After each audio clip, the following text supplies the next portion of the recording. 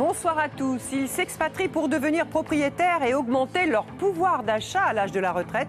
Le Portugal est-il leur nouvelle destination ? En France, emprunter de l'argent sans pousser la porte d'une banque, c'est possible, mais à quel prix ? Enfin, ils courent et ils sont des millions. Pourquoi la France est-elle devenue folle de la course à pied ? Bonsoir à tous. La dernière fois que nous vous avons parlé d'eux, ils étaient au Maroc. Ils y coulaient une retraite au soleil, paisible et tranquille pendant les mois d'hiver, tout en faisant de sacrées économies. Ces retraités migrateurs, nous les avons recherchés et retrouvés au Portugal. En quelques années, le pays serait devenu le nouvel Eldorado des seniors. Le déclic ? C'est un cadeau fiscal. Pas d'impôt à payer sur la pension pendant 10 ans. Mais pas seulement. Il y a aussi le soleil, la douceur de vivre et les prix de 20 à 30% moins chers. Ce qui était inaccessible en France devient possible là-bas, comme par exemple être propriétaire. Diane Benzina a réalisé les portraits de ces seniors et elle répondra ensuite aux questions de Françoise. Il pourrait le faire les yeux fermés. Ce chemin, François Ridolf l'a emprunté tous les jours pendant des années. Mais aujourd'hui, c'est la dernière fois. Il vend sa maison de Saint-Leu-la-Forêt, en région parisienne. C'est le tout dernier tour du propriétaire. 100 mètres carrés, la maison est un peu défraîchie. Il y avait une cuisine, plutôt rustique. Plus de meubles, tout a été vendu avant le grand départ. C'est son jardin que François Ridolf a le plus de mal à quitter. Les arbres, il les a plantés lui-même. C'est un peu chaque membre de la famille qui a poussé là. C'était l'arbre de ma femme, plus exactement. Le saule, ça c'était censé être le mien. Et les bouleaux, c'était pour mon fils, là, les 3 bouleaux qui sont au fond là-bas. C'est 30 ans de vie, et quand on pense à toutes les fêtes qu'on a pu faire là, je pense notamment à des fêtes de la musique qu'on a fait avec des amis, là, ça réactive pas mal de souvenirs quand même, quoi.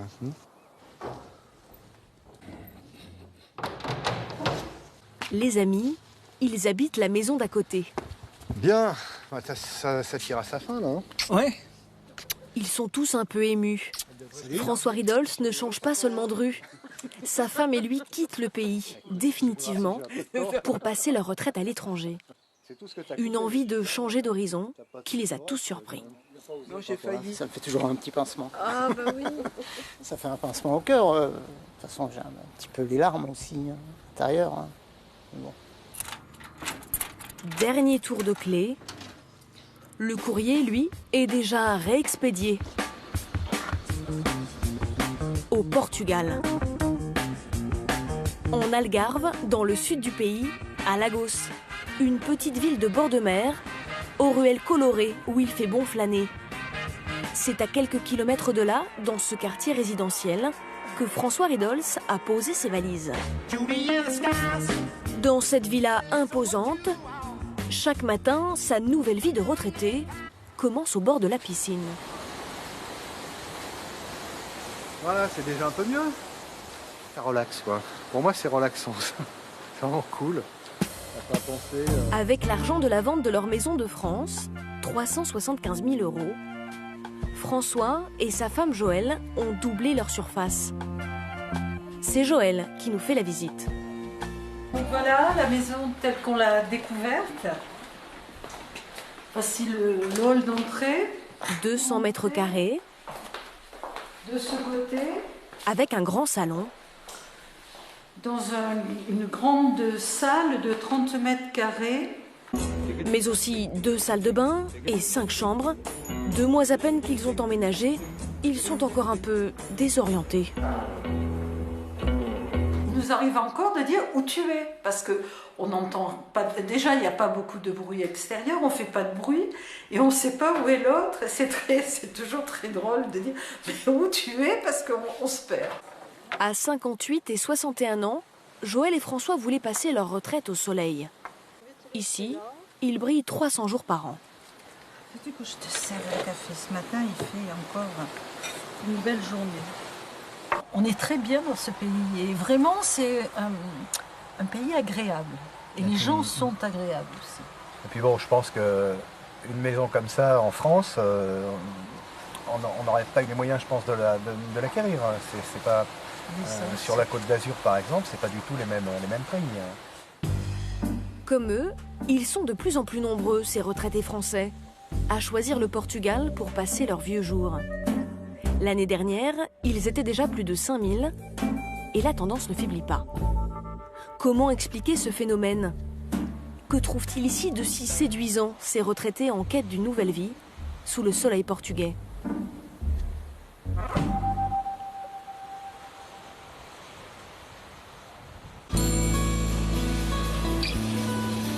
Changer de vie au Portugal, l'aventure est accessible pour des retraités au budget plus modeste. À 67 et 68 ans, Willy et Bernadette Fernstner ont ouvert eux aussi un nouveau chapitre de leur vie dans le sud du Portugal. 1800 € de retraite à eux deux, pas de quoi espérer une vie de carte postale. Pourtant, nous les rencontrons les pieds dans l'eau, bien loin du nord de la France dont ils sont originaires.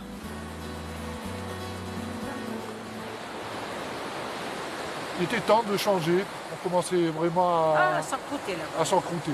Ça nous permet de repartir sur de nouvelles bases et puis de retrouver un second souffle. Une nouvelle jeunesse. Une nouvelle jeunesse. On a l'impression d'avoir toujours 20 ans. Depuis 44 ans, Willy et Bernadette ont affronté toutes les tempêtes ensemble. Le haut, comme le creux de la vague. Ils étaient commerçants, Bernadette tenait un bar, Willy travaillait dans les assurances. Une vie où l'on comptait chaque sou, mais pas les heures de travail. C'est pas beau ça? Je me levais à 4 h le matin. Tous les jours. Pour qu'à 4 h 30, ce soit ouvert. Je nettoyais, je lavais. À 5 h moins le quart, moins 10, j'allais chercher le pain. Les baguettes, parce que j'avais des routiers qui venaient prendre le petit-déj. Au début, j'ai commencé par 5 couverts. Puis après, j'en ai fait 10 et après, ça a augmenté un petit peu. Ça a pris du temps, ça n'a pas été toujours facile pour les enfants puis pour la femme parce que les vacances, ils étaient plutôt rares.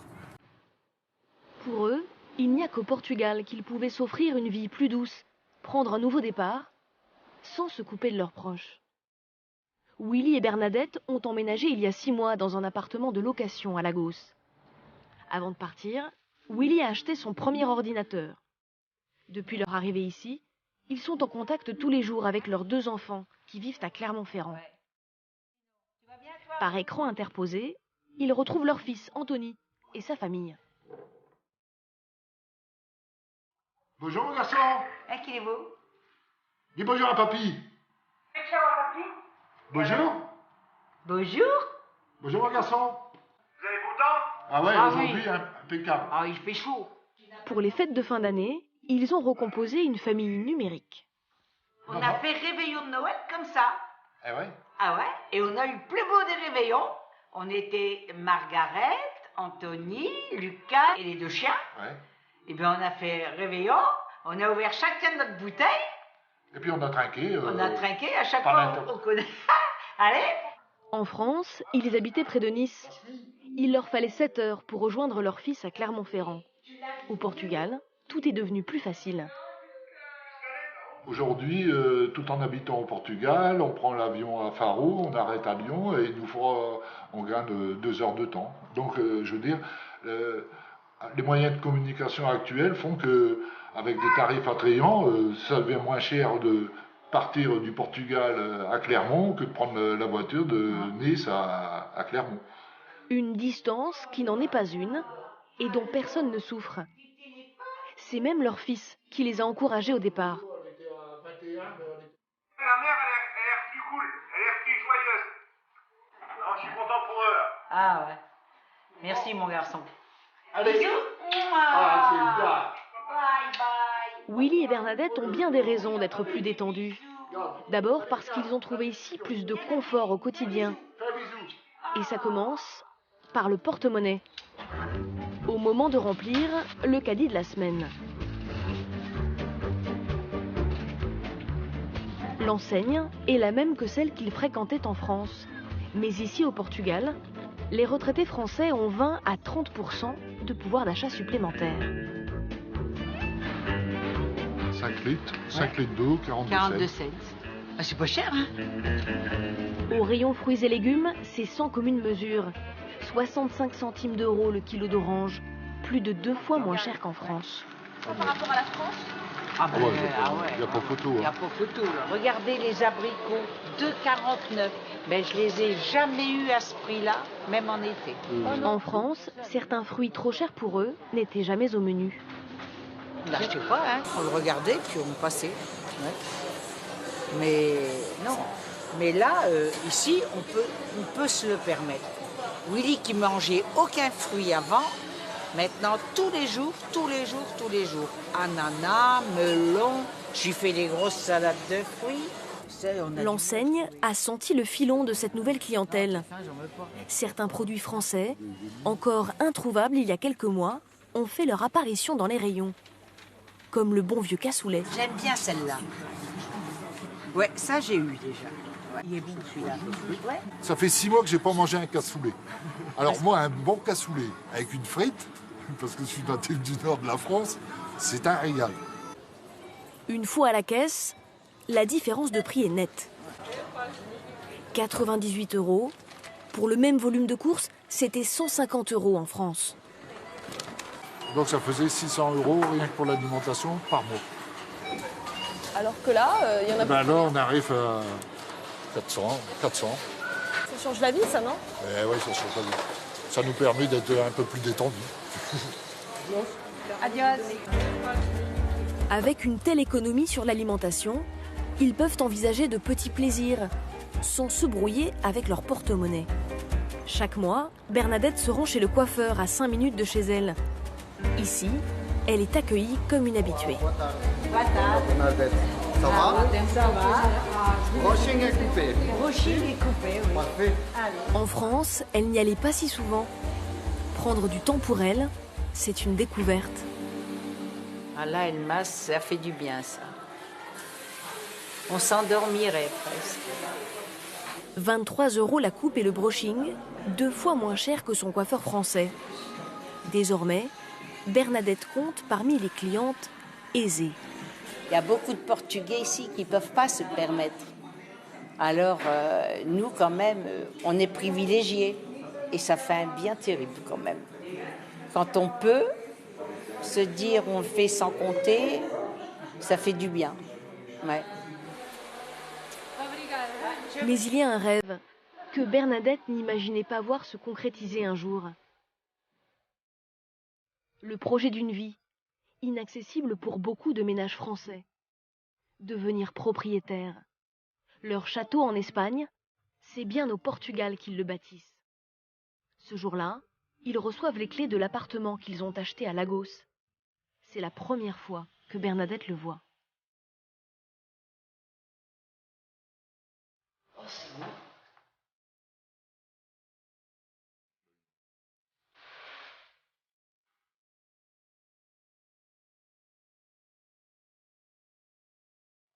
Oh là là. Ah. Oh là là. Il y a une belle cuisine. Ah, c'est... Comment vous trouvez? C'est magnifique. Et surtout, spacieux. 100 mètres carrés, une grande terrasse avec vue imprenable sur Lagos. Il y a même une piscine dans l'immeuble. Le tout payé 220 000 €, le prix d'un petit 2 pièces à Paris. Grâce à la revente de leur commerce. Alors là, on va rentrer dans la suite, notre chambre. La suite princière. Voilà. Pour Bernadette, qui à 14 ans travaillait à la chaîne à l'usine, la vie de château commence maintenant. Mon père était mineur, on roulait pas sur l'or. Hein. Mon papa, il me verrait, et même maman, il dirait, on est fiers de toi, ma fille. Ah ouais. Il le dirait. Dans leur nouvel appartement, Willy et Bernadette sont des propriétaires heureux. Mais ce ne sont pas les seuls. Parmi leurs futurs voisins, il y a déjà plusieurs Français qui ont relancé un secteur immobilier à l'arrêt. Jean-André Paquet ne manque pas de flair. Arrivé il y a 2 ans en Algarve, ce Français a monté une agence immobilière spécialisée pour les francophones. Un pari osé. Quand je suis arrivé, c'est vrai que l'impression que tout marchait au ralenti en fait. Il n'y a pas grand-chose qui se vendait ou très peu de choses. Les Anglais n'achetant plus, l'immobilier s'est arrêté net. Et puis après, on a commencé à avoir tout doucement cette clientèle française et suédoise. Et après, tout s'est enchaîné. C'est lui qui a vendu leur appartement à Willy et Bernadette. Dans leur quartier, 3 immeubles viennent de sortir de terre. Sur les 3 immeubles, on a à peu près une trentaine de Français. Celui du milieu, s'est vendu en 13 mois en fait. Des logements autour de 220 000 euros. Mais à Lagos, il y en a pour tous les budgets. Jean-André nous emmène quelques kilomètres plus loin, dans ce quartier chic en bord de mer. On va retrouver encore une maison qui a été vendue par un Français. Une villa avec 3 chambres, 2 garages, un studio et une piscine, bien sûr.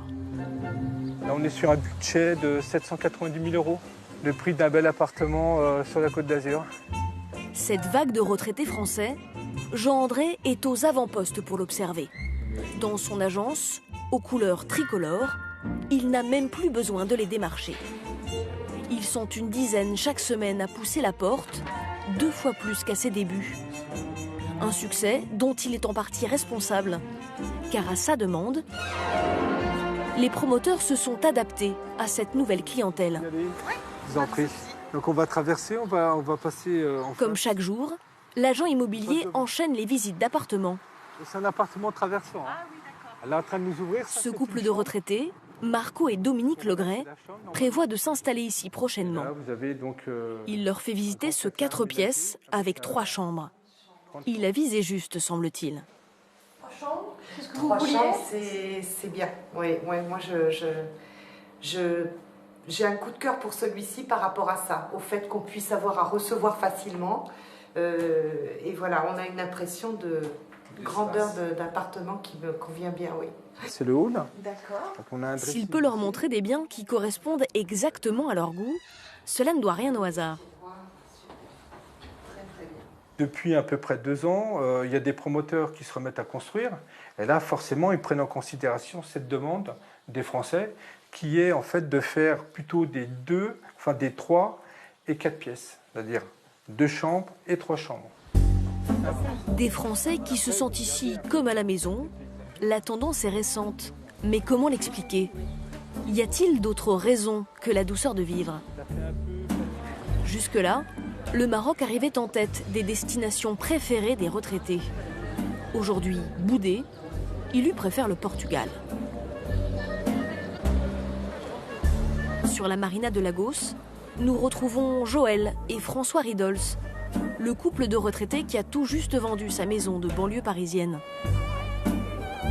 Ils explorent la ville, se mettent doucement à l'heure portugaise. Ce soir, ils prennent l'apéro avec un autre couple de retraités. Béatrice et Bernard Lebastard ont longuement hésité avec le Maroc. L'actualité des derniers mois les a refroidis.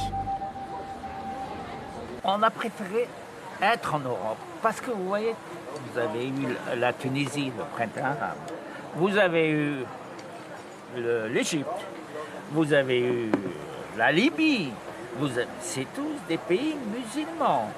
On ne sait jamais comment ça peut tourner. Ils ont pourtant vécu au Maroc de nombreuses années. Là, ils emmenaient les petits-enfants avec la charrette. Jeanne, qui était toute petite. Mais au moment d'y retourner pour la retraite, l'atmosphère, selon eux, n'était plus la même. On a l'impression que c'est la religion qui est beaucoup plus présente qu'elle ne l'était. Elle ne l'était pas comme ça. Et du fait qu'elle est beaucoup plus présente, il y a des contraintes. Vous ne pouvez même pas trouver une bouteille de vin comme ça. On vous la met dans un papier journal, on vous la cache. Donc c'est impossible de boire une bière en terrasse. Ça, c'est pas une invention, c'est un fait. Nous, à l'heure actuelle, on a envie d'être tranquille, de se dire je bois une bière, je choque personne. Je fais un footing en short, je ne choque personne. François et Joël, eux, ont été séduits par un autre avantage. Offert par le Portugal depuis 2 ans, un statut fiscal très avantageux. Retraités du privé, pendant 10 ans, ils ne paieront aucun impôt sur le revenu. 40 000 € d'économie. Alors, ils ont choisi de déléguer. Bonjour, vous allez bien? Dans un pays où le SMIC horaire net est autour de 3 €, Joël a recruté une femme de ménage. 6 € de l'heure, bien loin des prix français. Vous rangez ça ici, voilà. Avec ceci sur le dessus. Très bien. Et côté jardin, François aussi a embauché. Et sur cet arbre, pas de problème? Non, pas de problème. José s'occupe des plantes 1 fois par semaine. Pour François, c'est la moindre des choses. Je pense qu'on a quand même aussi le sentiment de participer à l'économie du pays, rendre un petit service à des gens qui nous accueillent ici, dans ce pays, et dans lequel on va vivre, on espère, pendant quelques années. Le Portugal, une carte postale idyllique vue d'ici. Mais n'y a-t-il vraiment aucun inconvénient? Le couple de retraités du Nord, Willy et Bernadette, en a découvert un. Ils ne peuvent y échapper. Les frais de santé. Comme tous les mois, ils ont rendez-vous chez le médecin. Tous les deux ont besoin d'un suivi médical régulier. Pour échapper aux salles d'attente bondées des hôpitaux publics, ils ont choisi cette clinique privée.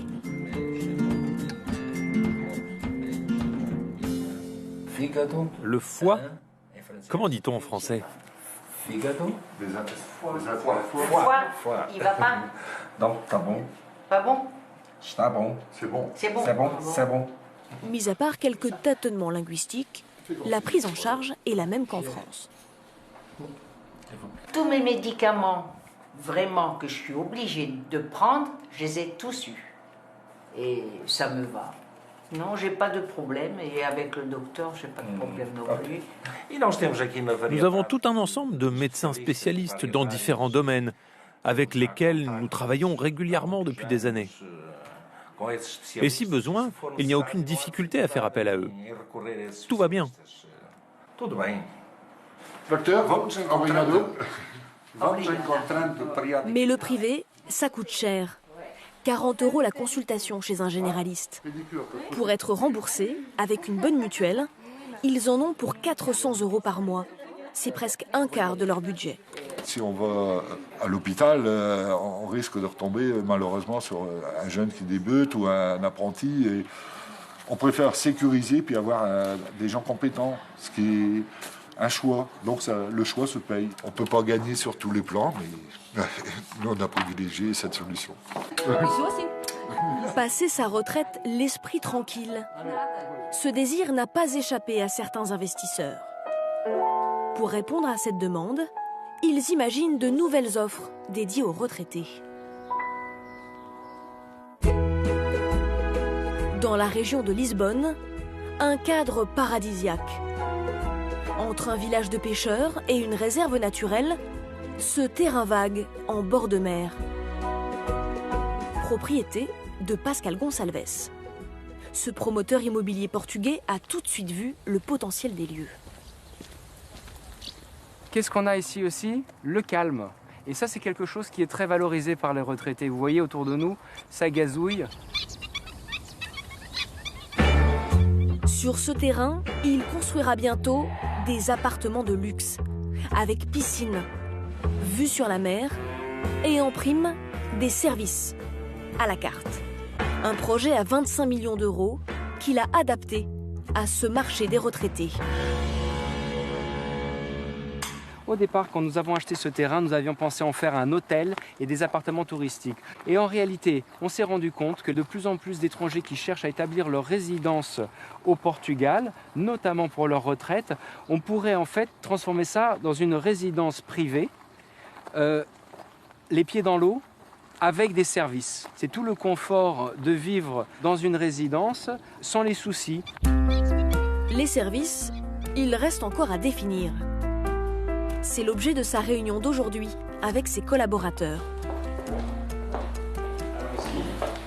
vous ai préparé la liste des services sur lesquels j'ai pensé suite à ma visite sur place hier. Je pense que s'il y a vraiment quelque chose à faire avec les cours de cuisine qui peut intéresser, donc vélo, randonnée, cuisine, qu'est-ce qu'on peut... Le spa. Le spa. Le spa, les piscines salées, l'iode, c'est bon pour les os. Avec les massages, On va faire tous les soins de beauté. on peut faire des massages à domicile. Au Portugal, comme les services sont beaucoup moins chers, il ne faut pas se priver. Femmes de ménage, jardiniers, la liste est longue.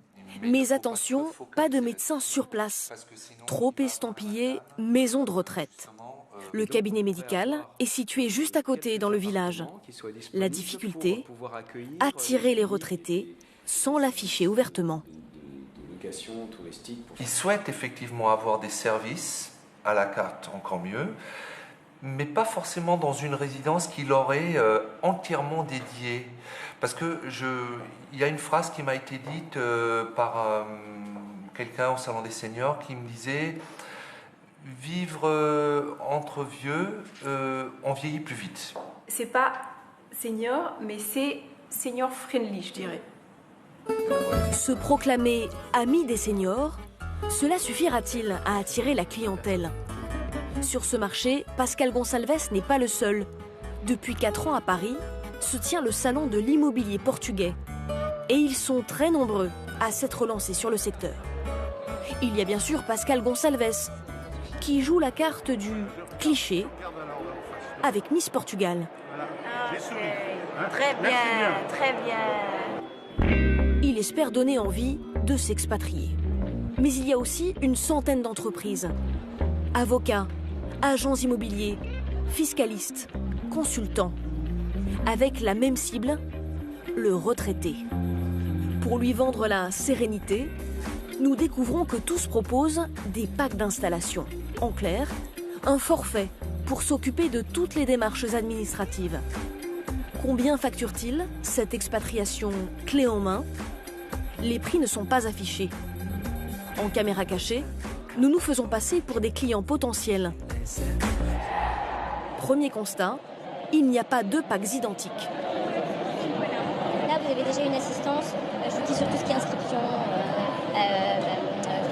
à l'administration fiscale, à la sécurité sociale, à la mairie. Chaque vendeur propose une litanie de services. De résident pour sa voiture sur place. Je m'occupe de changer l'abonnement de l'électricité, du gaz, de l'internet, du téléphone, du pisciniste, etc. Et côté prix, les tarifs sont parfois multipliés par 6. Le package d'installation, c'est facturé combien? C'est le prix package de taxes comprises, 650 € TTC. Voilà. C'est 1500 € hors taxe. 2000 €, 2000 €, 2000. Ça peut aller après 2500, on va dire, jusqu'à 3 000 – 4 000. Pour comprendre ces écarts de prix, nous nous procurons quelques devis établis par ces professionnels. En les comparant, nous nous rendons compte que certains services, comme l'obtention du statut fiscal si avantageux, sont parfois facturés du simple à près du double. D'autres offres promotionnelles semblent alléchantes, comme ce pack, le prix 2 500 € pour une personne, 3 000 pour 2. À Lisbonne, nous avons présenté ce devis à Emmanuelle Afonso, une Française installée depuis 25 ans au Portugal et spécialisée dans le conseil aux nouveaux arrivants. Pour elle, ces promotions sont loin d'être de bonnes affaires. C'est un bon truc marketing pour appâter, puisqu'on a l'impression d'économiser de l'argent quand en fait le prix à la base est beaucoup trop cher. Donc 3 000 pour 2, ça fait quand même du 1 500 € par personne, on va dire. Hein, alors que voilà, il y a certains cabinets qui proposent à 500, 550 par personne. Donc évidemment, on est en train de payer beaucoup trop cher un service. Son conseil, éviter ces packs un peu fourre-tout. Préférer un devis sur mesure. Négocier un tarif à l'heure, par exemple, d'accompagnement, peut être une solution bien plus équitable pour tout le monde. Parce que ça permet de faire un accompagnement qui est réel en fonction du nombre d'heures qui sont passées pour traiter d'une procédure. Et les avocats travaillent aussi comme ça. Compliqué, alambiqué, tarabiscoté, mais cela ne décourage pas les retraités. Le couple du nord de la France, Willy et Bernadette, en a terminé avec cette paperasse.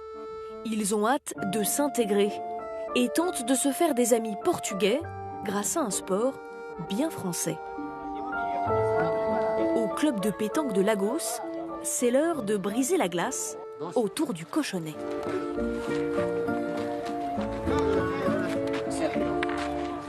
On va commencer par apprendre à compter. Hein. Non, c'est. Uno, dos, tres. Dos. Alors le tout c'est de trouver la bonne donne. Concentration, car le public est exigeant. Yes! Oui! Regarde-moi ça! 4 points pour lui. Et vous criez toujours comme ça? Yo, good goodie. Oh, c'est bon, Voilà. C'est bon, hein? Oh, voilà. Muito bem. On se le dise, en français ou en portugais, le bouliste trouve toujours un terrain d'entente. Même si on ne parle pas la même langue, ça c'est un langage universel. On se comprend bien dans le jeu. Pour être encore plus à l'aise, les ch'tis vadrouilleurs prendront bientôt des cours de portugais. Ils se sentent déjà comme à la maison. L'avenir ici, alors, comment vous le voyez maintenant? Bon. Ouais. Ah, c'est vrai? Ouais. C'est Ah bon? non, je veux dire, c'est vrai que... Non, on est bien. Ciao. Merci. Merci beaucoup. Merci de votre accueil. Merci beaucoup. De votre accueil. Merci beaucoup. Très gentil. Comme Willy et Bernadette, ils n'étaient que 2200 il y a 2 ans à tenter l'aventure portugaise. En 2016, les professionnels de l'immobilier estiment à 20 000 le nombre de ces retraités migrateurs qui viendront définitivement faire leur nid au Portugal. Bonsoir Jeanne. Bonsoir. Alors vous nous dites à la fin de notre reportage, près de 20 000 Français installés au Portugal, 20 000 retraités d'ici 2016. Alors avec cet argument très attractif, l'exonération d'impôt sur le revenu, est-ce que c'est difficile à obtenir cette exonération? Est-ce que c'est une simple formalité? En réalité, c'est un petit peu plus complexe que cela, parce que tout d'abord, cette exonération fiscale, si on veut qu'elle s'applique, il faut être retraité du privé. Pour les fonctionnaires, ça ne marche pas. Ensuite, très important, il faut que le Portugal soit votre résidence principale. Deux possibilités, soit vous vendez votre résidence principale en France, c'est réglé, soit vous la louez, et dans ce cas-là, ce revenu foncier que cela vous procure va bien être taxé en France entre 5 et 15%. Et en ce qui concerne les droits de succession, si vous avez acheté un bien, ces retraités achètent leur bien au Portugal, comment ça se passe? Alors, côté droit de succession, a priori, il y aurait presque une bonne nouvelle. C'est qu'il n'y en a pas au Portugal. Sauf qu'il y a un piège, puisque cette convention fiscale qui existe entre la France et le Portugal n'inclut pas les droits de succession. Donc attention, qu'est-ce que ça veut dire? Ça veut dire que c'est le droit français, c'est le Code général des impôts français qui va s'appliquer et que donc vos enfants seront taxés en France, même sur des biens des biens portugais achetés à l'étranger, ils seront taxés en France. Donc voilà, ce qui est important en revanche, ce que demandent tous les professionnels, c'est d'aller voir un notaire, de faire un testament avant de s'expatrier. On évite toute mauvaise surprise. Alors on entend aussi dans votre reportage ces investisseurs portugais qui parlent de leurs projets dans des résidences de services. Est-ce qu'on peut imaginer un jour des maisons de retraite pour les Français au Portugal? Alors pourquoi pas? Pour l'instant, c'est encore un peu balbutiant, c'est un peu tôt. Mais l'un des modèles qui pourrait donner des idées, il est anglais. Puisque depuis 25 ans en Algarve, les Anglais ont transposé un concept qui fonctionne très bien, dans le sud exactement. Ils ont implanté un village maison de retraite. Nous y sommes allés. Alors de prime abord, on dirait un village de vacances. C'est très coquet. Il y a une piscine, des villas individuelles avec des services à domicile. Et puis pour les personnes justement qui perdent peu à peu leur autonomie, il y a un grand bâtiment médicalisé avec des infirmières anglaises 24 heures sur 24. Et ça nous montre que cet accompagnement en terre étrangère, il est réalisable. Merci beaucoup, Jeanne. Nous allons parler d'argent maintenant. Non pas, comme le disait François Mitterrand, de cet argent qui corrompt, qui achète, qui écrase, mais de l'argent solidaire, celui qui passe de main en main des parents aux enfants pour acheter un premier appartement, celui que l'on prête à des amis qui traversent une période difficile. Des prêts qui ne passent plus par la banque, mais d'un particulier à l'autre. Cette finance collaborative est à la hausse ces dernières années, mais cet argent est-il toujours avantageux pour l'emprunteur et rentable pour le prêteur? Et reste-t-il toujours solidaire? Enquête de Sophie Claudet avec un commentaire d'Éléonore Gay. Léa et Maxime sont deux jeunes Parisiens heureux. À 26 et 27 ans, ce couple a réalisé un projet inaccessible pour beaucoup de Français, en particulier à cet âge. Il y a 6 mois, ils sont devenus propriétaires. Monsieur Vignard, tu vas bien? Comment ça, monsieur Vignard? Dans le 9e arrondissement, un quartier à la mode, ils ont dégoté l'appartement de leurs rêves. Tout propre, tout neuf.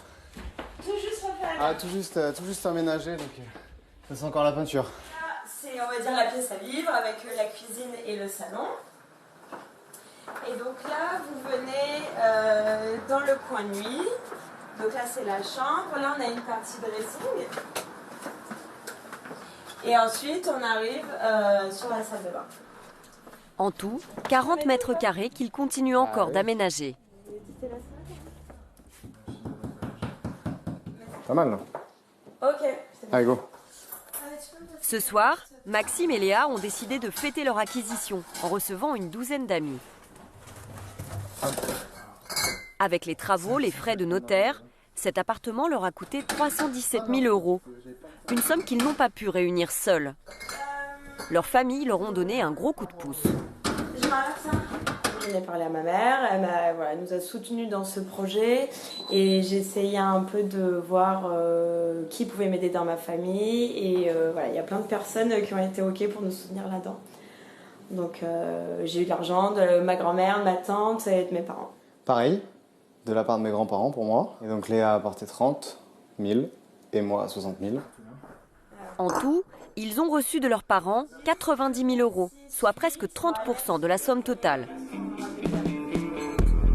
Comme Maxime et Léa, de plus en plus de jeunes se font aider par leur famille. En période de crise, emprunter de l'argent auprès d'une banque est devenu plus difficile. Les banques sont assez frileuses, même si le taux est baissé. Sur Paris, si on n'a pas un apport qui est de 30% minimum de l'emprunt, on ne peut pas. Cette première soirée, c'est aussi celle des remerciements. Allez, on les appelle. Du coup, ouais, coucou papa. Hello Jean-Pierre. On voulait te dire un gros merci pour le coup de pouce que tu nous as donné. Oui, Mémé, coucou, c'est moi, ça va? Mémé, Papounet, Tati et les autres. Ils sont 6 à avoir aidé ce jeune couple. C'est normal, c'est tout à fait normal. Et si je pouvais faire plus, je ferais beaucoup plus. Oui, Tati. Solidarité familiale et emprunt bancaire. Voilà la solution de Maxime et Léa. D'autres vont beaucoup plus loin et se passent parfois complètement des banques. Pour acheter une maison, s'offrir une cuisine, monter une petite entreprise, élaborer de nouveaux médicaments, les Français sollicitent leurs proches et même de parfaits inconnus. Grâce à de nouveaux sites internet, nous avons rencontré ceux qui, loin des banques, se donnent ou se prêtent de l'argent. Ensemble, ils font circuler l'argent solidaire.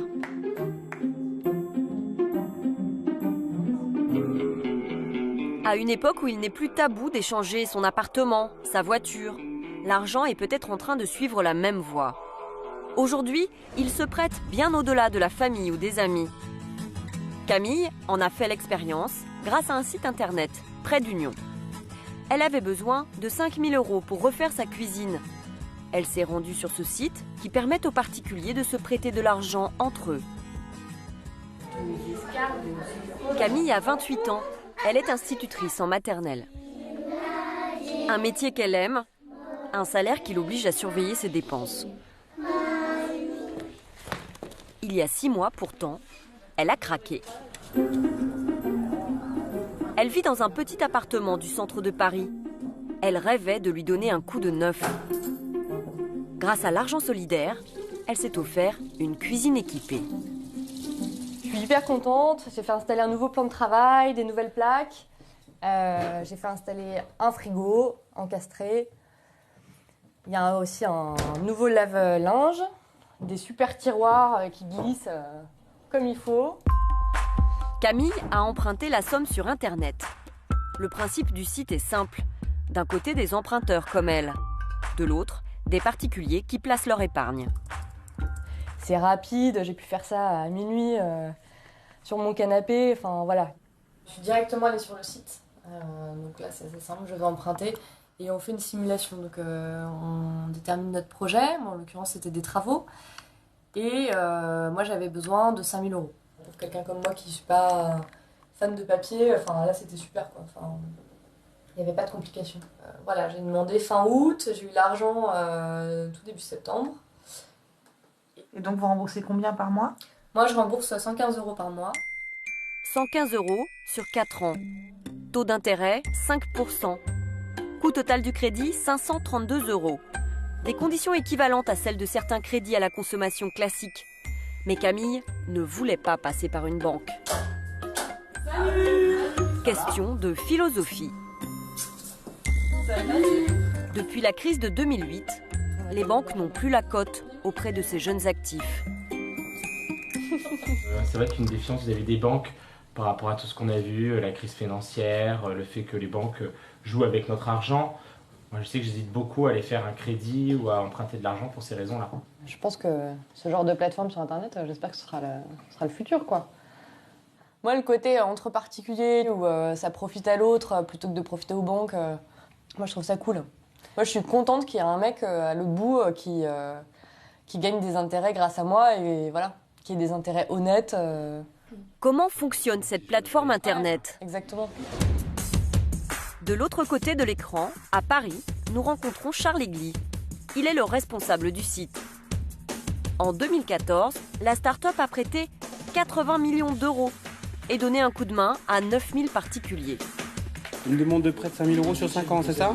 Je me permets de vous contacter suite à la demande d'emprunt que vous avez effectuée aujourd'hui sur le site internet. Ici, managers et employés travaillent côte à côte. La moyenne d'âge est d'à peine 30 ans. Côté décoration, il flotte comme un parfum de Silicon Valley. Il y a 3 ans, Charles Egli, un ancien cadre de banque, a cofondé l'entreprise. Là-bas, vous avez le call center, donc c'est les gens qui s'occupent finalement des demandes des emprunteurs. Ensuite, dans la pièce d'à côté, on a les équipes qui font les contrôles de solvabilité, les contrôles antifraude. Sur quels critères cette plateforme accorde-t-elle ses crédits ? Adriano est chargé d'analyser les demandes. Exemple, avec le dossier d'un couple. Ils voudraient emprunter 15 000 € pour effectuer des travaux. Ils ont envoyé un avis d'imposition, une pièce d'identité, un bulletin de salaire. Et le plus important pour nous, les relevés de compte bancaires qui nous permettent de vérifier la véracité de la déclaration des clients, surtout au niveau de leur endettement. Et on fait l'interrogation Banque de France pour voir si nos clients n'ont jamais eu de soucis de paiement. Ce n'est pas le cas. Les données essentielles pour Adriano, la profession et les revenus des demandeurs. Le couple gagne 7 000 € par mois. Et là concrètement, c'est un bon profil. Monsieur est en profession libérale avec des revenus confortables. Madame à la retraite. Donc c'est un bon profil. On va émettre un avis favorable sur cette demande. Le dossier passe sans problème. Cet argent solidaire est-il toujours aussi accessible ? Sur le site internet de l'entreprise, nous créons le profil d'un employé, gagnant 1 535 € net par mois, en contrat à durée déterminée, avec un loyer mensuel de 697 €. Pour acheter une voiture d'occasion, nous sollicitons un crédit de 4 000 €. Cette demande, nous la soumettons également à d'autres organismes de crédit, comme CTLM, filiale de la banque BNP, Cofidis et Sofinco, filiale du Crédit Agricole. Pour ce dernier, nous devons choisir un montant supérieur, 5 000 €. Ces 3 organismes nous accordent le crédit. Prêt d'Union nous le refuse. Pour quelle raison ?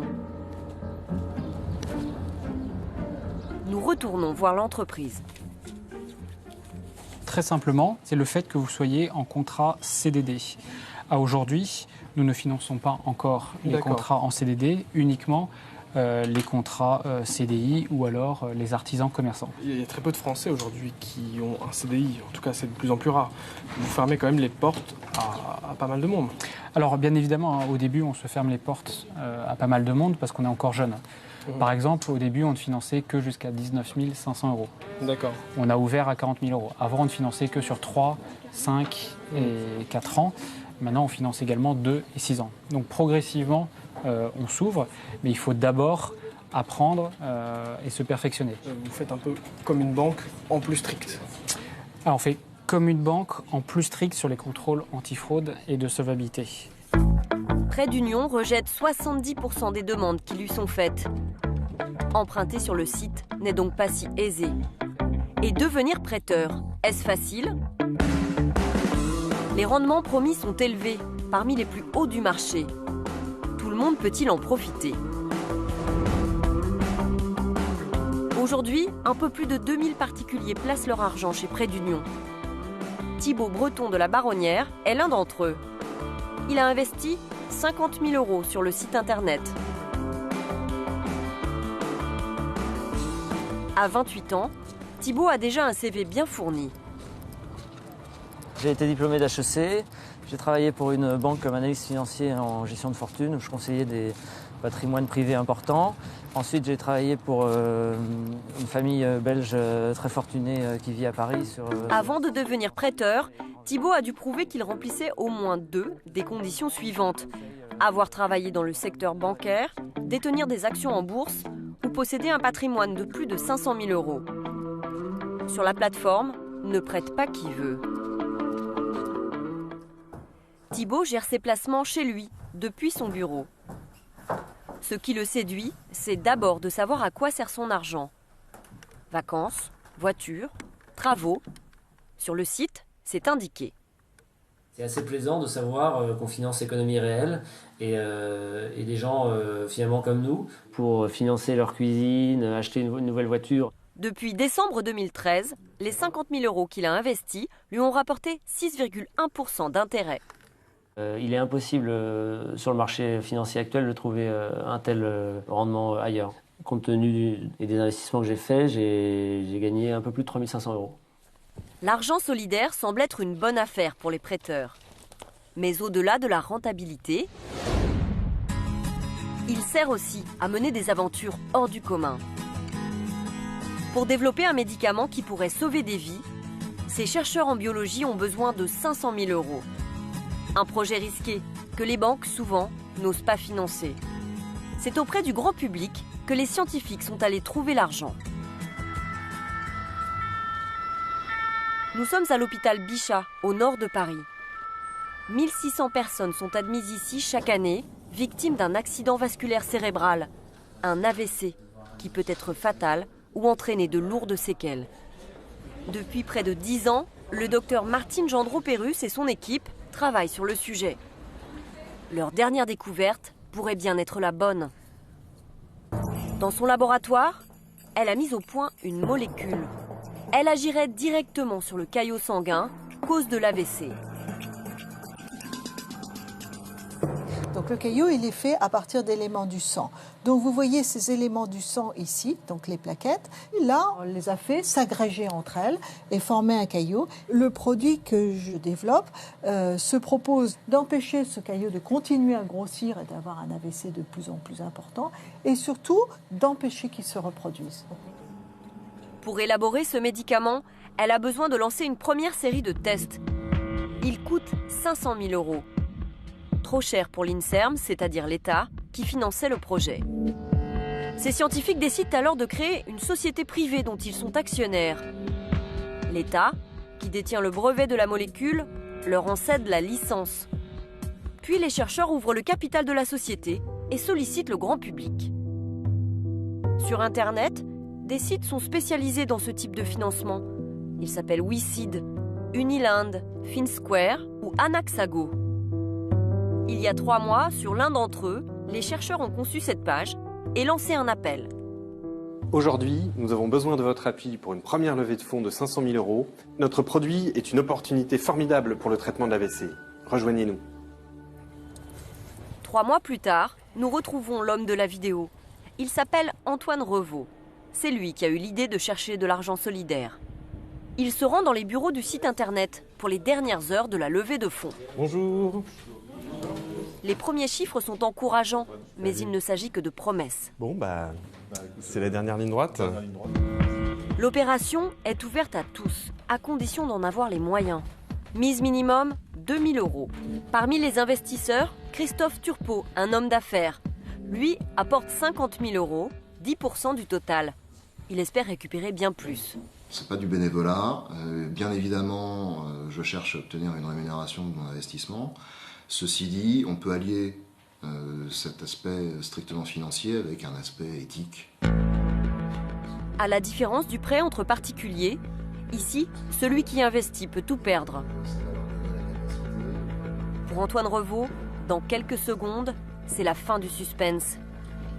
Il va enfin savoir s'il a eu raison de choisir l'argent solidaire. 545 209 € collectés. 45 000 € de plus que demandé. 84 personnes ont cru en son projet. Bon, c'est un moment d'émotion. Il y a encore quelques mois, on se demandait comment on allait passer à l'étape suivante et aujourd'hui on y est. Donc c'est vraiment un grand moment. Merci. Le site internet prélèvera une commission de 5%.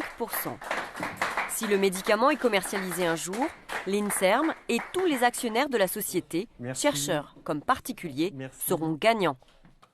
L'année dernière, les Français ont investi de cette façon plus de 25 millions d'euros dans des entreprises.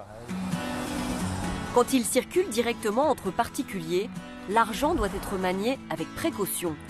Il y a des règles à respecter, notamment vis-à-vis de l'administration fiscale. Nous retrouvons Maxime, le jeune propriétaire de l'appartement parisien. Il est agent immobilier, il travaille en famille avec sa sœur Bertille. Pour son acquisition, il a reçu 60 000 € de la part de ses grands-parents. Ils ont veillé à ne pas dépasser un certain montant. Grands-parents, petits-enfants. 31 000 €. 865 par grand-parent. Voilà. Donc ça par fait petit-enfant. Donc x2. Donc 60... non, par grand-parent. Ouais. Donc x2, ça fait 63 000 quelque chose. Et c'est tous les 15 ans. Voilà, c'est ça.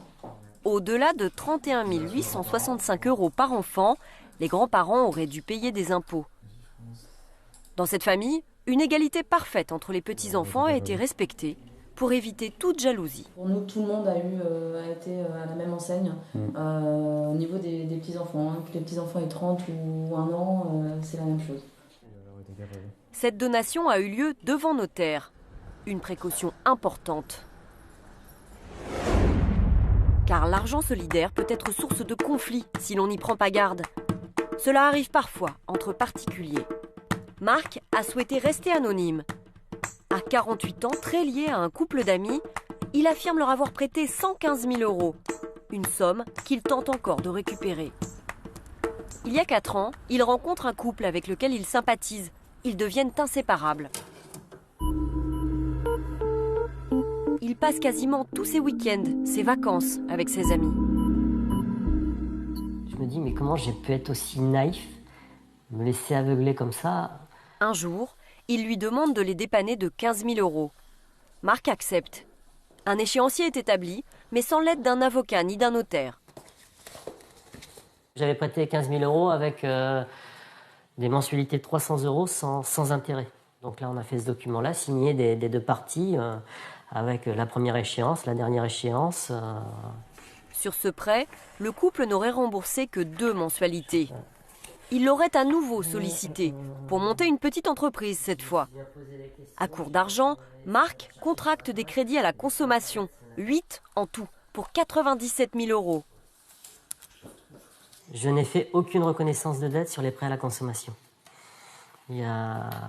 J'ai fait confiance et à un moment ou à un autre, j'ai plus de virement de leur part. Donc ces prêts-là, j'étais noyé sous les courriers, sous les appels téléphoniques. Sachant que vous avez un salaire de 2 200 € et les mensualités vont jusqu'à 1 700 €. Étranglé par les crédits et les intérêts qui s'accumulent, Marc a décidé d'attaquer ses anciens amis en justice. A-t-il une chance de récupérer son argent? Aujourd'hui, il a rendez-vous chez son avocat. Bonjour maître.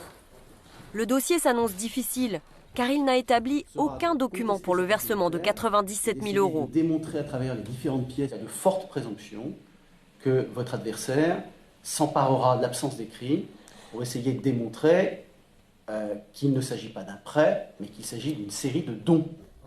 Si la justice estime qu'il s'agit d'un don, Marc ne récupérera pas son argent. Est-ce que vous êtes confiant sur l'issue de cette procédure? C'est difficile d'être confiant dans ce genre de dossier parce qu'on est sur un terrain qui est fragile sur le plan juridique.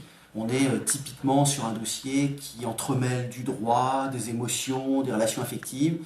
Et le risque que nous allons rencontrer, c'est quand même le risque de l'insolvabilité. Je ne récupérerai peut-être pas forcément les fonds, mais ça me rassure au moins de savoir qu'il peut y avoir une condamnation. Nous avons contacté l'avocate de la partie adverse. Elle n'a pas souhaité s'exprimer. La procédure sera longue. L'audience est programmée au printemps 2016. Et si l'argent solidaire ne se résumait pas à une histoire d'argent, s'il avait d'autres vertus? C'est ce qu'ont voulu tester Julien et Paola Graff. Ce couple d'éleveurs, tout juste installé près de Douai dans le Nord, a lancé un appel aux dons. 2 500 € pour acheter 50 chèvres. L'argent, ce n'était pas le plus important. Ils voulaient surtout rencontrer les habitants du village voisin. Allez, on va aller ouvrir la grille. Une fois par mois, Julien et Paola organisent une journée porte ouverte dans leur ferme.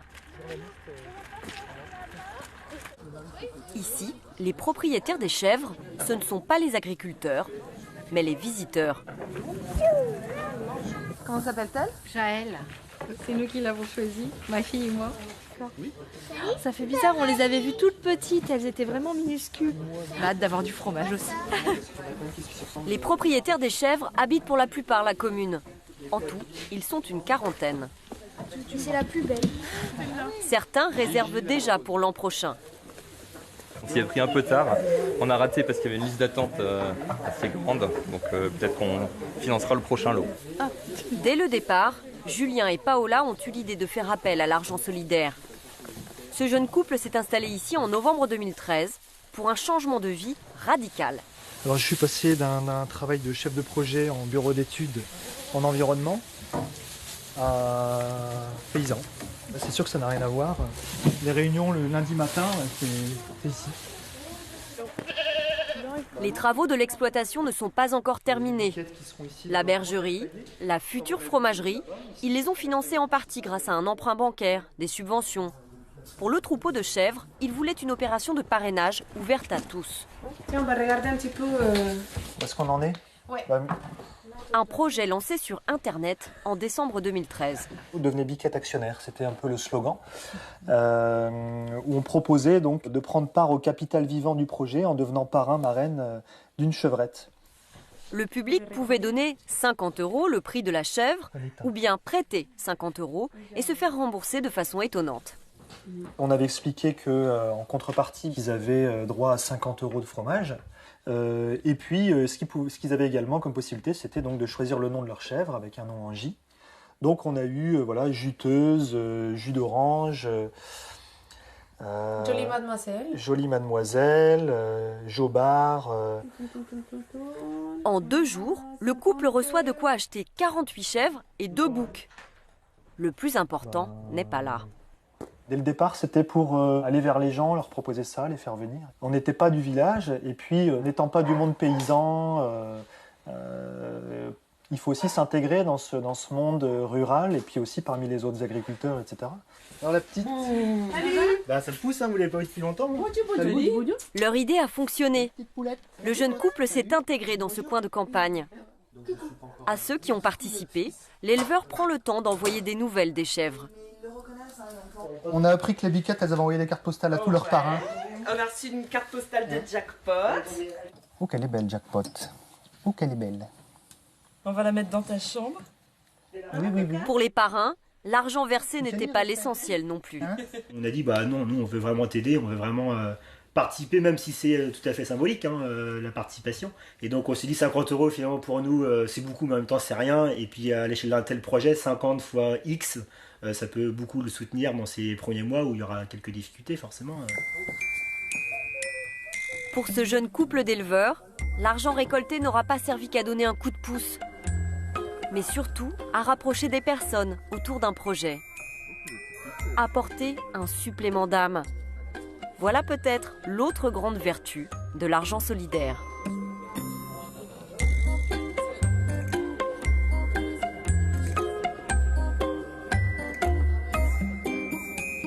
Et pour compléter cette enquête, autre information, depuis le 1er octobre dernier, la loi permet aux particuliers de prêter directement aux entreprises. Disposition réservée jusqu'alors aux banques.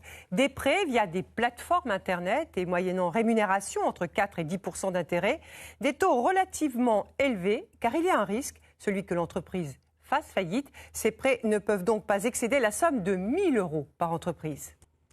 Ils courent, les Français, par tous les temps, pluie, chaleur, vent et sur tous les terrains, campagne, forêt et ville. Près de 10 millions de Français pratiquent la course à pied. C'est même devenu le 3e sport le plus pratiqué chez nous. Alors pourquoi un tel succès? Dans l'équipe d'Envoyé spécial, c'est Guillaume Cahour qui a enfilé ses chaussures de jogging pour suivre tous ces runners, comme on les appelle, et comprendre ce qu'ils ont dans la tête et dans les jambes. Et après quelques courses et un marathon, eh bien, il sort ensuite sur notre plateau avec Françoise.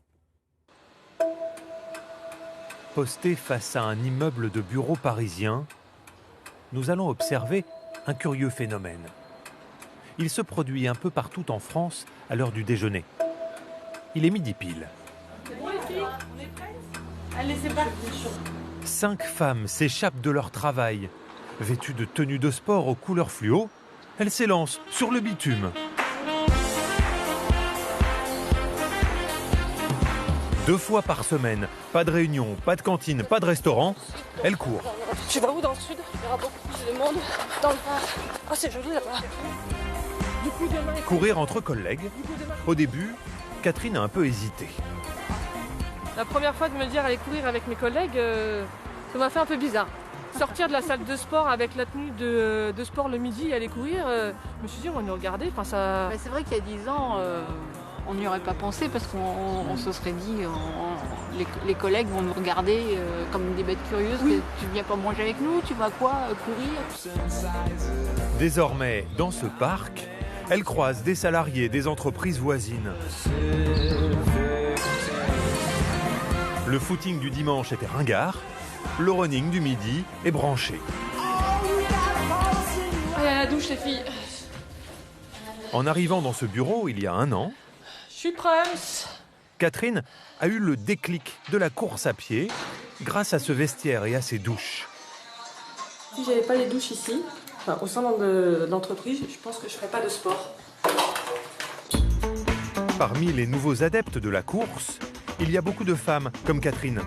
Elle a un travail prenant dans la finance, 3 enfants, 2 heures de trajet par jour. La course est devenue son exutoire.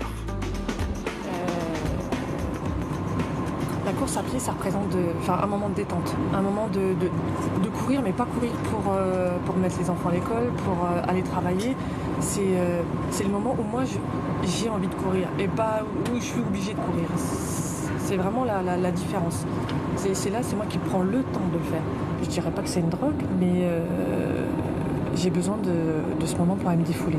Si j'ai pas ça, ça fait comme un manque. Pourquoi Catherine et 10 millions de Français se sont-ils récemment convertis à la course à pied?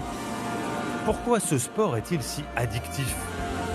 Nous avons parcouru une centaine de kilomètres aux côtés de ces nouveaux passionnés du running.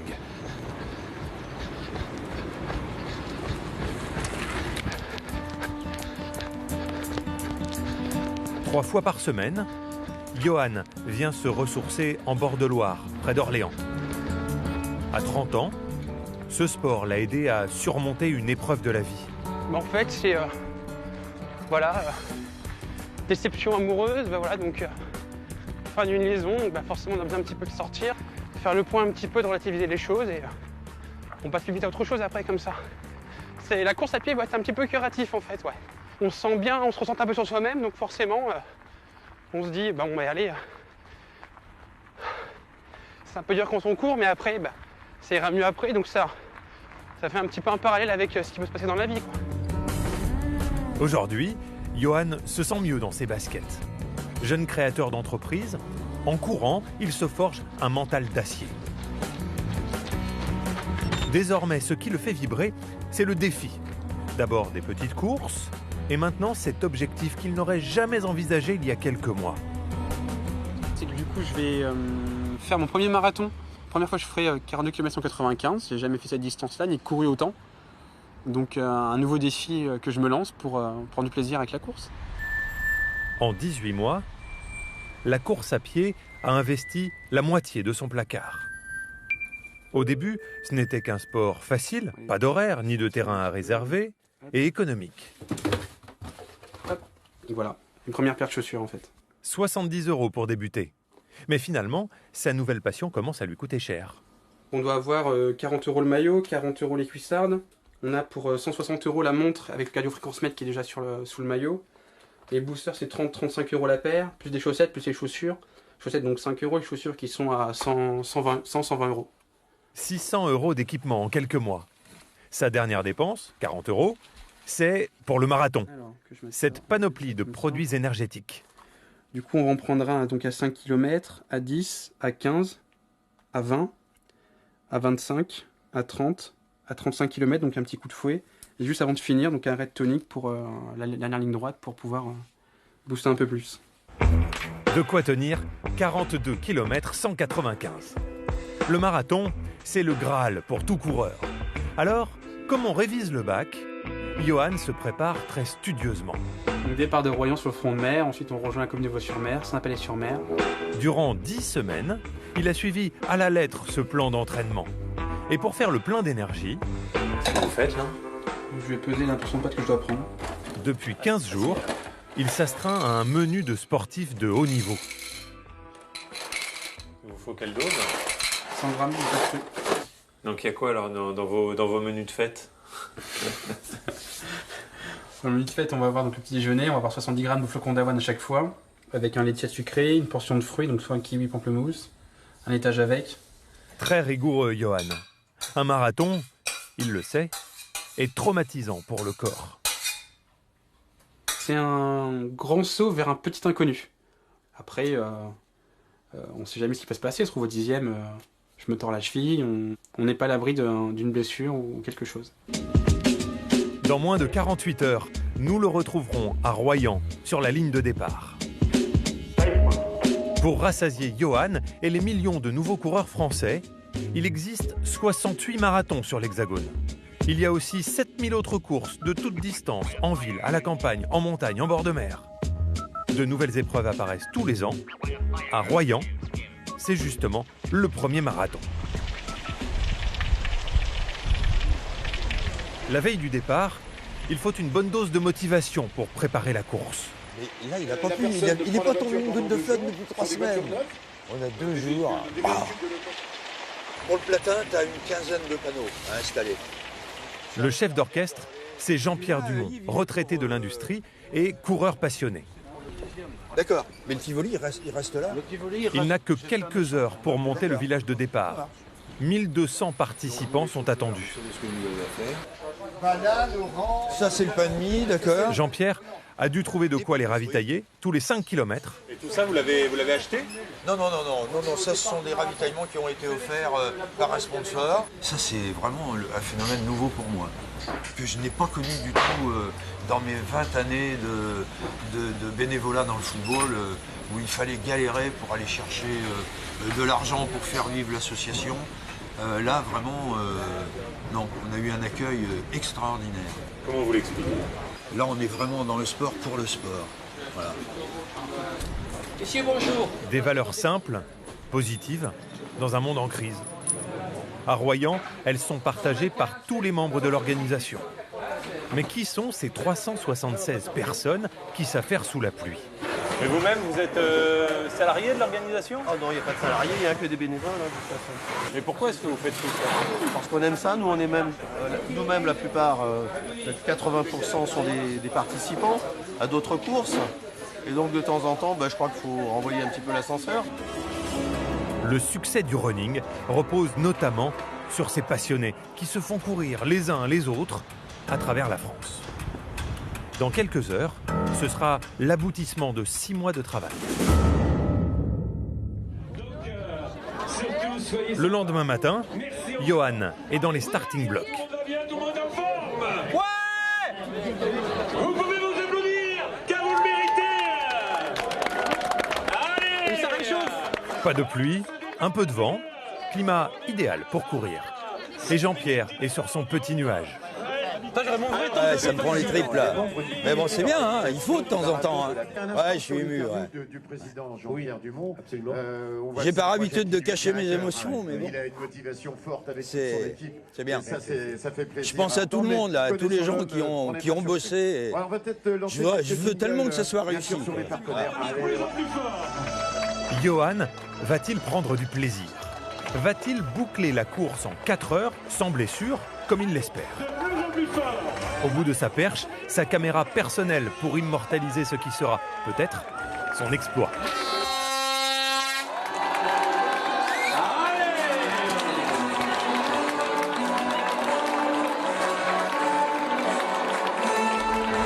Sourire aux lèvres, Johan savoure le paysage et reste fidèle à lui-même, studieux et appliqué.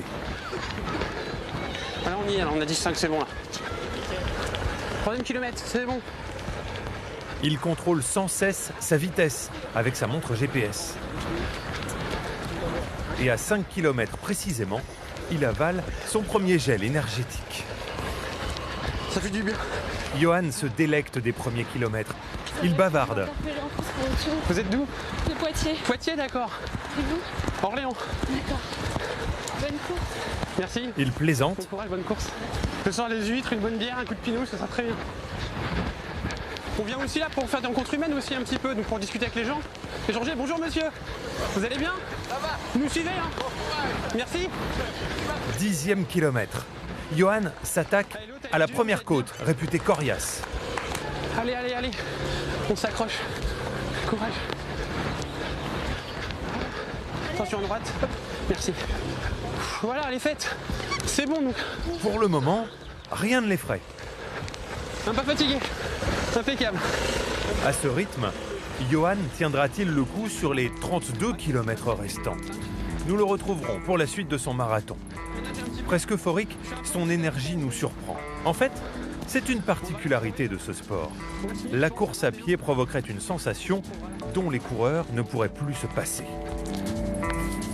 C'est exactement ce que ressent Gwenaëlle.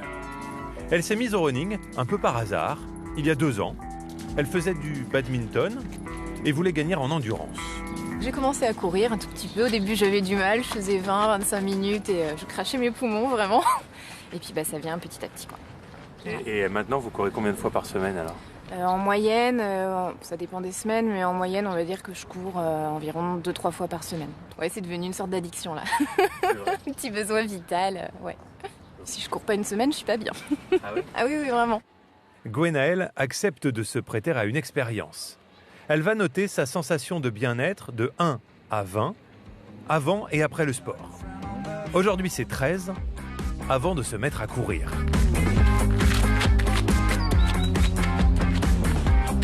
Dans ce jardin public, elle laisse ses pensées vagabonder. Casque sur les oreilles, elle court, au rythme de ses chansons préférées. Elle se vide la tête. Cela reste du sport, un effort physique intense. Pourtant, après 50 minutes de course, la fatigue est comme anesthésiée. C'est vraiment les 30 premières minutes qui sont vraiment les plus difficiles parce qu'il y a vraiment un réveil musculaire à faire. Donc il faut lancer la machine, il faut lancer le corps. Mais au-delà de 30 minutes, il y a vraiment un sentiment de bien-être, de plénitude, si on peut employer le mot. Du coup, on a un regain d'énergie et on peut partir pour vraiment des longues sorties, en fait, des longues distances. C'est-à-dire que là, vous ressentez du plaisir? Ah oui, complètement. Ouais, complètement. Il y a vraiment une sensation de plaisir, on est serein, on est bien et oui, on prend plaisir à courir, oui. Sa sensation de bien-être a même progressé de 13 à 17. Voilà pourquoi la course est devenue, pour elle et des millions de coureurs, un besoin. Elle remplit la grille pendant 10 jours et curieusement, sa sensation de bien-être diminue après des séances de badminton. Quel est donc ce pouvoir si particulier du running? Le professeur Duclos est chef du service médecine du sport au CHU de Clermont-Ferrand. Les résultats de Gwenaëlle s'expliquent par la sécrétion d'une hormone dans son corps. Ce sentiment de bien-être, il est lié à la sécrétion de bêta-endorphine. Et ce qui va se traduire pour vous cliniquement par une sensation de bien-être, de relâchement. Et en fait, ça va inhiber toutes les sensations désagréables et ne créer en fait que des sensations agréables. Lorsque l'on réalise un effort intense et prolongé, par exemple une quarantaine de minutes de running, le cerveau sécrète cette hormone, l'endorphine. Elle provoque une sensation de plaisir qui atténue la douleur. Pour l'organisme, c'est comme un signal, une récompense pour l'aider à réaliser cet effort. Mais pourquoi effectivement je le ressens pas dans un sport comme le badminton? C'est ce que j'arrive à me demander, quoi. Dans le running, eh bien en fait, vous êtes libre. Vous êtes en milieu extérieur, contrairement au badminton. Vous n'avez aucune contrainte. Le badminton, il faut se concentrer pour mettre le volant dans un lieu. Voilà, c'est technique. Il ne faut pas que ça sorte du cadre. Donc, il faut être extrêmement concentré. Et donc, on sort crevé, mais frustré et très énervé. C'est exactement ça. Voilà. En jouant au badminton, Gwenaëlle sécrète aussi de l'endorphine. Mais dans son cerveau, une autre zone, le cortex, est très sollicitée. C'est le poste de commandement de son organisme. Il donne la priorité au match plutôt qu'au plaisir. Et du coup, ça a un impact sur la sensation de bien-être? Ah oui, ça passe au-delà de la sensation de bien-être, parce que la sensation de contrôle va passer au-dessus de la sensation de bien-être. Dans le running, pas de terrain, pas d'équipe, pas d'adversaire. On relâche tout. On ne doit la réussite ou l'échec qu'à soi-même. Mais pour terminer une course, il faut dépasser ses limites. À Royan, nous avions laissé un primo-marathonien euphorique. La suite s'avère moins facile. 19e kilomètre sur 42. Nous retrouvons un Johan qui commence à souffrir. Petite douleur dans la hanche. Juste là, en fait, au niveau là. Au fessier un petit peu. De toute façon, je finirai. Quoi qu'il me coûte, je finirai de toute façon. Mais il lui reste encore 23 kilomètres. Sa foulée est moins franche, un peu déséquilibré.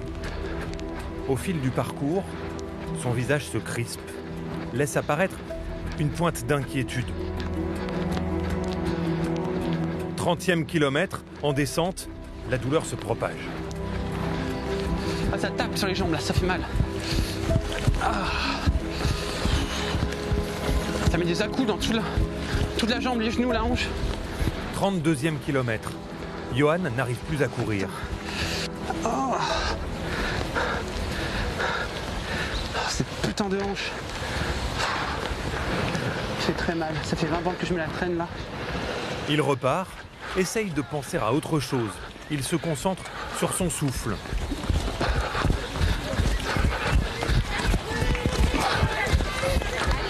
Il se raccroche à tout ce qui peut l'encourager.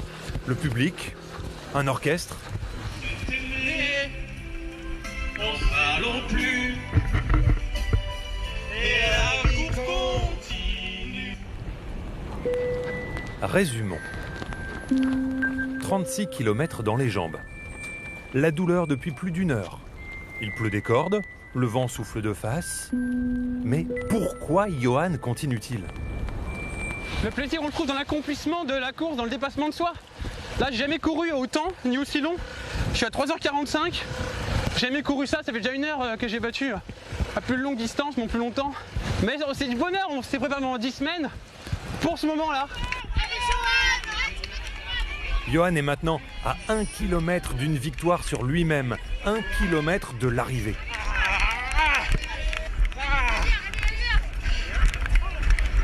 Excellent. Il puise dans ses dernières réserves pour s'offrir un sprint. Regarde dans quel état de fraîcheur il arrive.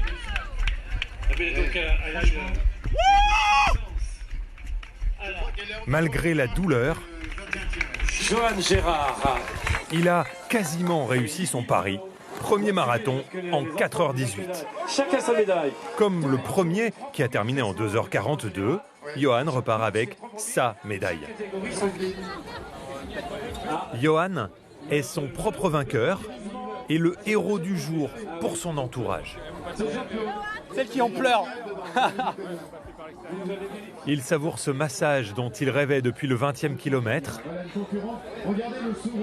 Ça fait du bien là. Et repart sur ses 2 jambes. Chez les kinés, la tente déborde de courbatures, crampes et tendinites. Sport plaisir, le running est tout de même violent pour les articulations et les muscles, à commencer par le premier d'entre eux, le cœur. Face à l'engouement pour la course, certains cardiologues mettent en garde. et on démarre. C'est parti, 8 km/h. À Bordeaux, le docteur Laurent Chevalier fait passer toutes les semaines des tests d'effort pour mesurer la résistance du cœur des sportifs. Allez, vous attaquez le palier de 12 km/h. Sur ces graphiques, il guette la moindre faiblesse cardiaque durant un exercice soutenu. Contrairement à beaucoup d'autres sports, dans la course à pied, la sollicitation est permanente. Il n'y a pas de période de récupération. Le ballon, on n'est pas à l'autre bout du terrain. On ne change pas de côté, on ne ramasse pas des balles. On est tout le temps à courir, à solliciter. Donc la particularité de la course à pied, c'est haute intensité et sans période de récupération. On attaque 14 km/h. Allez! Lorsque l'on court, le moteur cardiaque est poussé à son maximum, à 80, 85, 90, voire 95% de ses possibilités. Ce test permet de détecter une anomalie, d'éviter les accidents durant un entraînement ou une compétition. Tous les jours, il y a 3 personnes qui meurent en faisant du sport en France, des accidents cardiovasculaires, qui font une mort subite tous les jours, et 4 qui font un infarctus du myocarde. Et la course à pied génère plus d'accidents? Oui, la course à pied est un pourvoyeur important d'accidents. Oui. Vous pouvez vous arrêter, mettez les mains, voilà, position de sécurité. Selon le docteur Chevalier, les hommes devraient faire ce test tous les 2 ans, à partir de 40 ans, et les femmes après la ménopause. Au niveau santé, tout est parfait. Aucun trouble du rythme, rien du tout. Aucun signe d'artère qui ferait mal son travail, qui alimenterait mal une partie du muscle cardiaque. Donc c'est impeccable. 8 millions de coureurs en plus en 30 ans, assoiffés de défis, de dépassement de soi. Le phénomène running devient un enjeu de santé publique. Les organisateurs de courses doivent revoir leurs méthodes pour assurer la sécurité des participants. Mike 4, est-ce que tu me reçois? À l'arrière de la moto, le docteur Patrick Basset. Mike 4. Il co-dirige une entreprise qui assure la logistique médicale du marathon de Paris. On va au PK 40. Tu veux que je nous géolocalise? Il est en route pour une intervention d'urgence au 40e kilomètre. Qu'est-ce qu'il y a? Qu'est-ce qu'il y a? Tout va bien, on est là. N'ayez pas peur, je vais prendre la température, regardez. Tout va bien. Il faisait froid au départ, chaud à l'arrivée, météo difficile pour les 41 000 coureurs. Les malaises se multiplient. Patient désorienté, agité, confus, mais avec une respiration spontanée qui nécessite une surveillance en PAM impérative. Le PAM, c'est une tente médicalisée. Ce patient y sera examiné, soigné, pour éviter de l'envoyer inutilement à l'hôpital. Le nombre de participants au marathon de Paris a doublé en 15 ans. Dans ce poste de contrôle, le docteur supervise les soins de la Croix-Rouge et de la protection civile. Je vais te les dire, 12,6 de tension, 82 de fréquence cardiaque. Patrick Basset a une obsession, soigner un maximum de monde sur place. Les services d'accueil des urgences sont débordés et donc si on déstabilise ce maillage sanitaire au travers d'un afflux de patients, même infime, demain le préfet peut dire « votre événement n'a pas lieu ». 600 secouristes, 27 ambulances, mais parfois ça ne suffit pas. Sous la tente de la Croix-Rouge, Eric, 55 ans, arrive sur un brancard. Il vient tout juste de reprendre connaissance.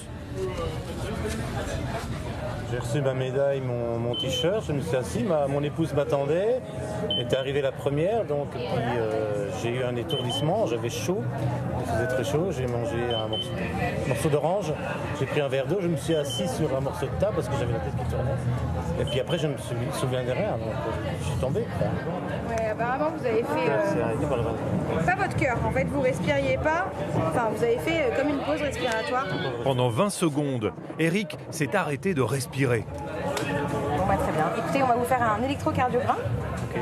Les tentes sont équipées de matériel pour détecter des anomalies cardiaques. En effet, son cœur mérite un examen approfondi. Le fait que vous ayez fait une perte de conscience tout à l'heure, pourrait correspondre à un trouble du rythme cardiaque. Okay. Voilà. Même si là, à l'heure qu'il est, il n'y a pas de signe de gravité, la prudence serait de vous envoyer à l'hôpital pour voir un cardiologue. Aujourd'hui, maintenant. Aujourd'hui, on vous prévoit l'ambulance, on vous organise tout. Comme 7 autres coureurs, Eric terminera son marathon à l'hôpital. Je ne sais pas si je vais faire un deuxième marathon. Je ferai peut-être un semi-marathon qui va peut-être me rassurer. Et voilà, ça ne m'arrêtera pas. Qu'Eric se rassure. Il existe beaucoup de nouvelles manières de courir. Il trouvera peut-être son bonheur dans les trails, en pleine nature, moins épuisant pour le cœur. Gwenaëlle va en faire plusieurs cette année, mais aujourd'hui, elle teste tout autre chose. Une course plutôt étonnante. Elle ne fait que 13 km à la campagne. Elle a mis de vieilles chaussures qui ne craignent rien pour courir dans la boue, dans les flaques, sur les petits chemins.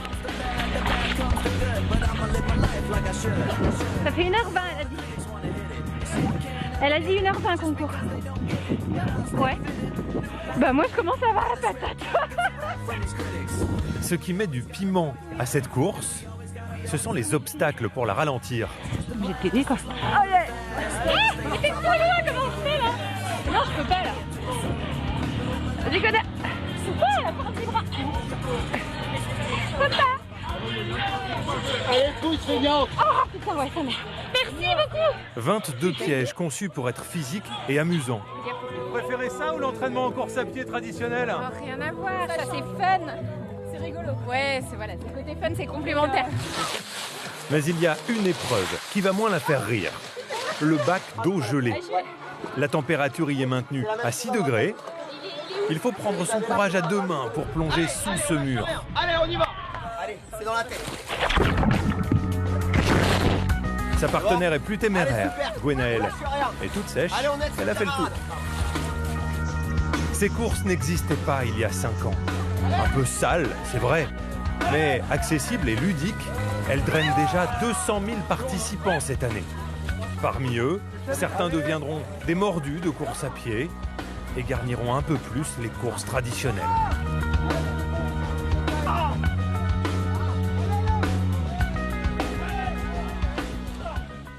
Bonsoir Guillaume. Bonsoir Françoise. Alors comme vous le dites à la fin de votre reportage, les courses traditionnelles, est-ce que c'est vraiment bon pour la santé? C'est la question que j'ai posée à un médecin, parce qu'on voit beaucoup de coureurs qui souffrent.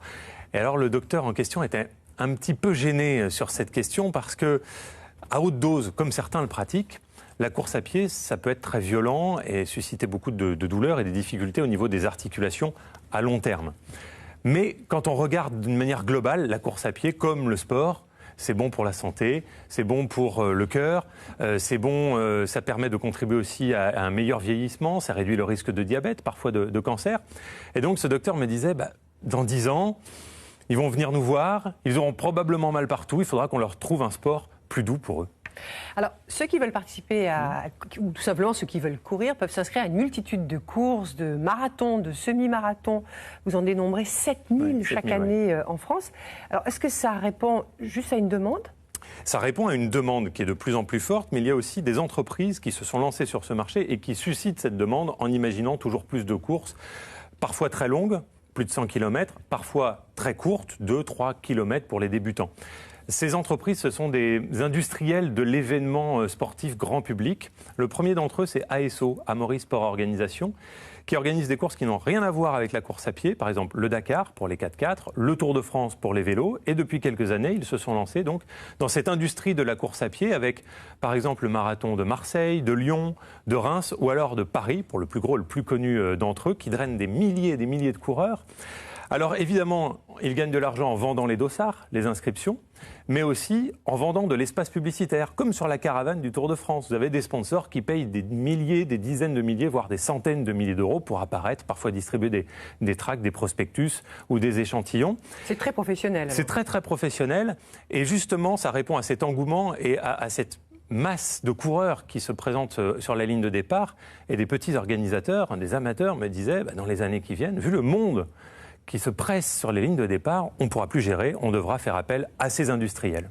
Merci beaucoup Guillaume pour toutes ces informations. C'est la fin de cette émission. N'oubliez pas france2.fr pour vos commentaires et suggestions. Merci à vous pour votre fidélité tout au long de cette saison. Et maintenant, Guylaine vous donne d'autres rendez-vous dans les jours et semaines qui viennent. À très bientôt. Alors tout d'abord, un rendez-vous à ne pas rater ce samedi. C'est Anne Roumanoff qui a pris les commandes de Mon Envoyé. Elle a choisi un reportage sur les enfants boomerang, non pas ceux qui restent à la maison le plus longtemps possible comme les Tanguy, mais ceux qui partent et puis reviennent, faute de travail ou d'argent. La saison d'Envoyé spécial se termine. Nous vous retrouvons à la rentrée de septembre, bien sûr. Merci à vous tous de votre fidélité. Mais n'oubliez pas, dès jeudi prochain, Françoise et moi, nous ouvrons nos carnets